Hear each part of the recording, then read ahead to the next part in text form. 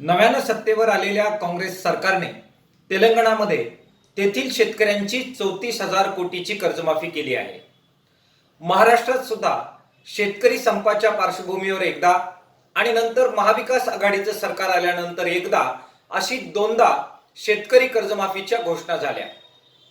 पहिल्या कर्जमाफीच्या वेळी सुद्धा अनेक शेतकऱ्यांवर अटी शर्ती लादल्या आणि त्यामुळे लाखो शेतकरी कर्जमाफीच्या योजनेपासून वंचित राहिले।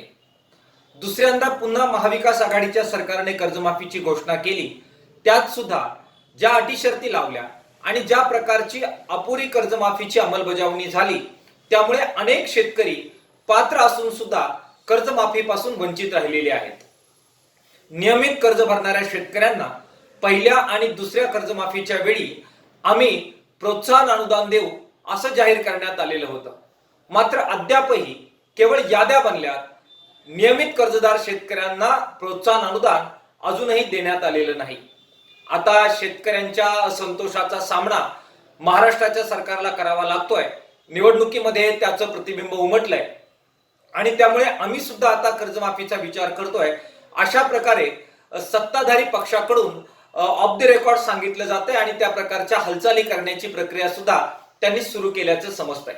पहिल्या दोन कर्जमाफ्यांचं अशा प्रकारे अंमलबजावणीमध्ये वाटोळ झालेलं असताना आता कदाचित पुन्हा नव्यानं घोषणा होईल। किसान सभेच्या वतीनं आम्ही मागणी करतोय की केवळ घोषणा करणं, कागदी घोडं नाचवणं आणि मतदान डोळ्यासमोर ठेवून, निवडणुका डोळ्यासमोर ठेवून शेतकऱ्यांना फसवणं आता थांबलं पाहिजे।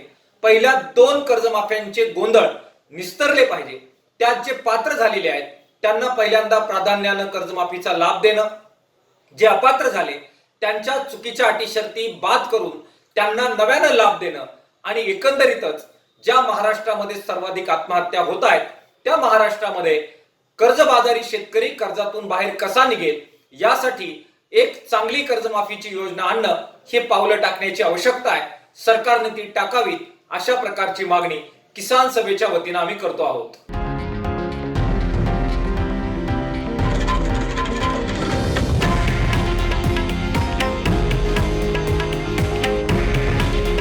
हे आहे देशातील नंबर 1 न्यूज नेटवर्क आणि आपण पाहत आहात TV9 मराठी।